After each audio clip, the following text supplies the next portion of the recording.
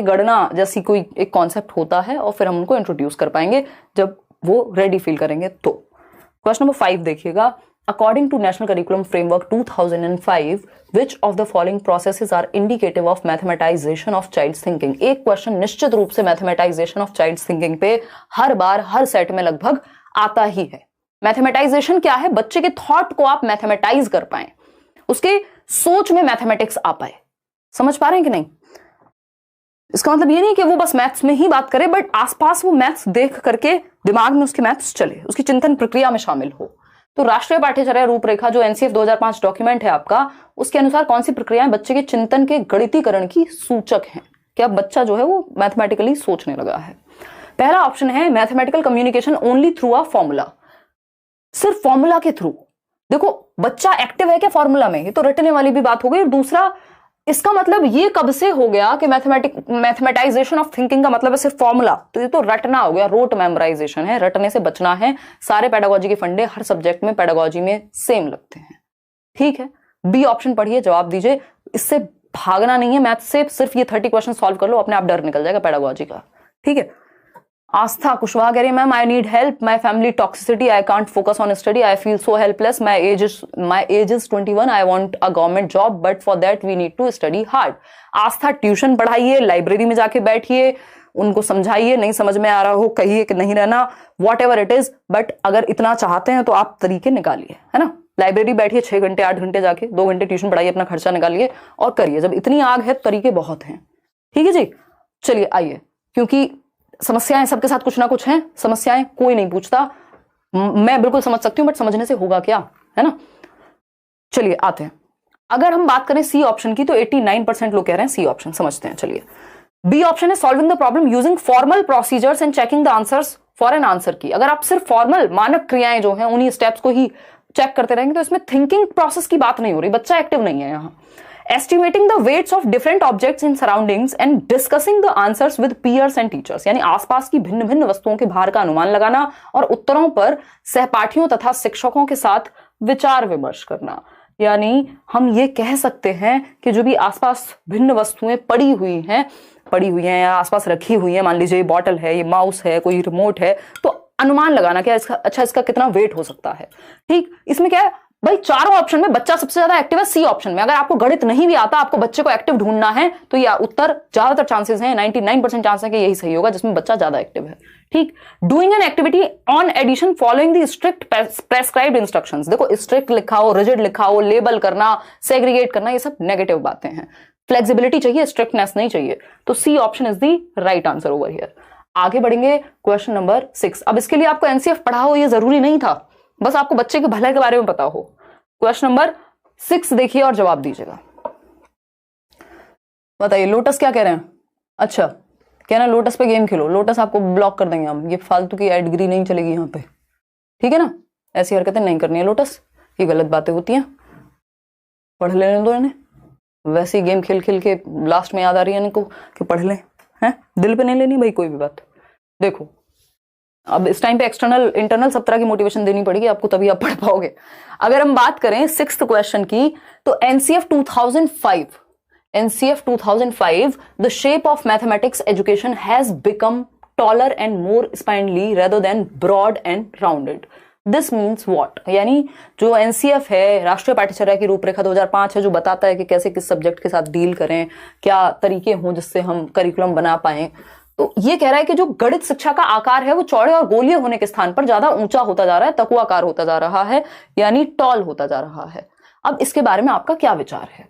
तो आपको एक तो ये चीज समझनी है कि has become taller and more spinely rather than broad and rounded, कि होना कैसा चाहिए था, ब्रॉड और राउंडेड होना चाहिए था, बट ये टॉल होता जा रहा है।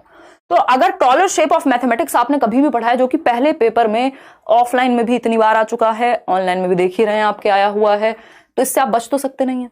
तो टॉलर शेप ऑफ मैथमेटिक्स क्या होती है पहले ये समझना जरूरी है। टॉलर शेप ऑफ मैथमेटिक्स होती है, टॉल शेप ऑफ मैथमेटिक्स होती है। टॉल का मतलब होता है ऊंचा, मतलब जो ऐसे बना हुआ हो, मतलब एक कॉन्सेप्ट दूसरे से जुड़ा हुआ है। अगर आपको प्रीवियस कॉन्सेप्ट नहीं आता मैथ्स में तो आपको अगली क्लास समझ नहीं आएगी। यही है टॉल शेप ऑफ मैथमेटिक्स। तो इससे होता क्या है, कई बार बच्चा मान लो मिस कर दिया तो वो बेसिक कॉन्सेप्ट मिस कर जाता है। तो हम इसकी जगह फोकस राउंडेड कॉन्सेप्ट पे कर रहे हैं। तो राउंडेड से क्या होगा, या ब्रॉड अगर हो जाएगी शेप तो इससे बेसिक भी साथ में क्लियर होगा बच्चे का। मान लीजिए कहीं मिस भी हो गया कुछ तो वो बेसिक भी यहां इंक्लूड होता है, जबकि टॉल शेप में ऐसा नहीं होता। अगर आपको पिछली क्लास का नहीं आता या उससे पहले लेवल का नहीं आता तो आप भूल जाइए कि आपको समझ आने वाला है। तो टॉल शेप की बजाय क्या होनी चाहिए, ब्रॉड होनी चाहिए। टॉल समझ में आ गया ना, एक से दूसरे कॉन्सेप्ट पे बेस्ड हो चीजें, सिंपल टू कॉम्प्लेक्स हो। ठीक है, ये दो अप्रोचेस हैं अपने आप में। अगर हम बात करें यहां तो पहला ऑप्शन है there is no communication between primary school and high school teachers. मतलब ऐसा इसलिए हो रहा है क्योंकि ये दोनों आपस में बातें नहीं कर रहे, कोई सेंस है इस बात की। बी ऑप्शन है topics have been introduced in hierarchical level of difficulty in mathematics curriculum, यानी गणित पाठ्यक्रम में विषयों का जो परिचय है वो कठिनाई के श्रेणीबद्ध स्तरों के अनुसार दिया गया है। चलो ठीक है, मान लिया, लेकिन सॉल्यूशन क्या है इसका, चलो देखते हैं। Over the years the mathematics curriculum has increased in volume by inclusion of many new topics. ये तो खराब बात हो गई, दुनिया से अलग टॉपिक्स आ गए क्या। फिर आता है डी ऑप्शन, इसको ए लिख दिया है।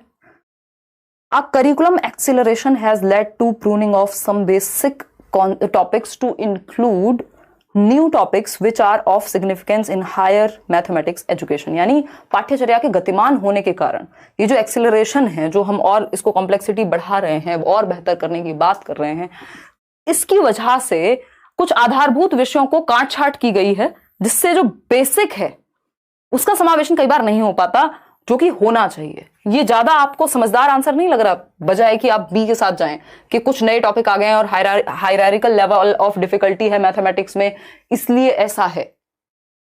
ज्यादा कॉम्प्रिहेंसिव या इंक्लूसिव, बाकी को भी अपने अंदर समाहित करने वाला ऑप्शन नहीं लग रहा क्या ये? बिल्कुल लगेगा।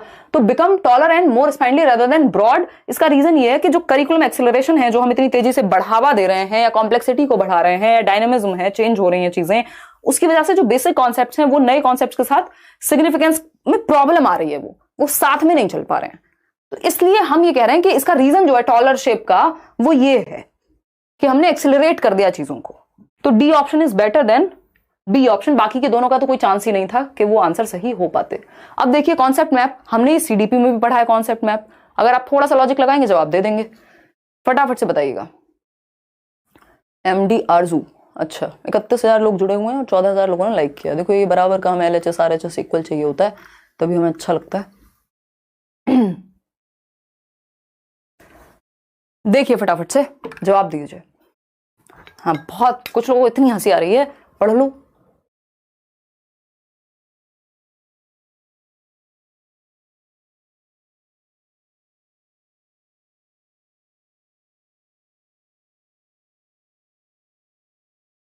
ये आप लोगों की चैट को पढ़ पढ़ के ना निशा को भी मजे आते रहते हैं ना, वो भी मुझे भटका रही है उल्टा, मुझे बता रही चैट में बातें क्या चल रही हैं। गॉसिप कर लेते हैं सब यहाँ मिलकर, पंचायत कर लेते हैं, छोड़ देते हैं पढ़ना। देखिए एक बार अगर हम बात करें क्वेश्चन नंबर 7 की, तो ये कहता है कॉन्सेप्ट मैप्स। कॉन्सेप्ट मैप्स क्या होते हैं? जिसमें एक कॉन्सेप्ट को हायरार्किकल मैनर में या फिर फ्लो चार्ट के द्वारा एक दूसरे से जोड़ करके समझा गया हो। Concept maps are commonly used in mathematics teaching, यानी इनको अवधारणाओं का जो मैप है, मानचित्र है, उसका प्रयोग किया जाता है मैथमेटिक्स में। Which of the given statements are true about concept maps, यानी कॉन्सेप्ट मैप्स के बारे में कौन सा एक स्टेटमेंट सही है, बताइएगा एक बार फटाफट से। क्या लगता है आपको? डी ऑप्शन कह रहे हैं बहुत सारे लोग। ए ऑप्शन है it is a complex network depicting the relationship between all the sub concepts of the concept. बात सही है कि यह एक जटिल जाल तंत्र है जो कि एक अवधारणा की सभी उप अवधारणाओं के बीच संबंध को दर्शाता है। कॉन्सेप्ट मैप क्या है? मान लीजिए आपने प्याजे पढ़ा है ना, इसको आप मैथमेटिक्स में एडिशन से जोड़ सकते हैं कि अच्छा इसमें ये वाली प्रॉपर्टी यूज होती है, इस चैप्टर को आप ऐसे समझ सकते हैं। मान लेते हैं आपने प्याजे पढ़ा, ठीक, प्याजे में आपने 4 फैक्टर्स होते हैं और 4 होती हैं स्टेजेस, ठीक। फिर उसमें भी आपने समझा कि 4 स्टेजेस कौन सी होती हैं, SPCF, फिर किसमें किसकी कौन सी प्रॉपर्टी है, ठीक। फिर यहाँ पे जो 4 फैक्टर्स थे MESC, इनको समझा। फिर यहाँ से इक्विलिब्रेशन से निकला क्या कि अडेप्टेशन और ऑर्गेनाइजेशन क्या है। फिर अडेप्टेशन में 2 चीजें हैं, वो क्या है? एसिमिलेशन और इंक्लूजन है। बन गया आपका कॉन्सेप्ट मैप, जिसको आप माइंड मैप भी कह देते हैं। मतलब एग्जैक्ट तो नहीं है, माइंड मैप थोड़ा सा किसी छोटी चीज को लेकर के भी हो सकता है, कॉन्सेप्ट एक कॉन्सेप्ट को लेकर के होगा, ठीक है ना। तो इस केस में ये क्या करता है, एक जाल बन जाएगा, रिलेशनशिप्स आपस में, कॉन्सेप्ट के अंदर सब कॉन्सेप्ट्स के क्या रिलेशनशिप है, ठीक है जी, सही है बात। It is a linear arrangement of all the sub concepts of the concept. क्या ये लीनियर लग रहा है आपको? ये स्पाइरल नहीं है अपने आप में, लीनियर होता है सीधी रेखा बस। अच्छा, एक के बाद दो, दो के बाद चार, खत्म। ठीक, ये लीनियर तो कहीं से नहीं लग रहा है, एक सीधी रेखा में नहीं है, ये कॉम्प्लेक्स है अपने आप में, एक से दूसरी चीजें पिरोई हुई होती हैं इसमें, तो ये लीनियर नहीं है। They can be used as diagnostic tools to identify difficulties in learning that students are facing. यानी इनको हम यूज कर सकते हैं कि बच्चों को दिक्कत कहां हो रही है।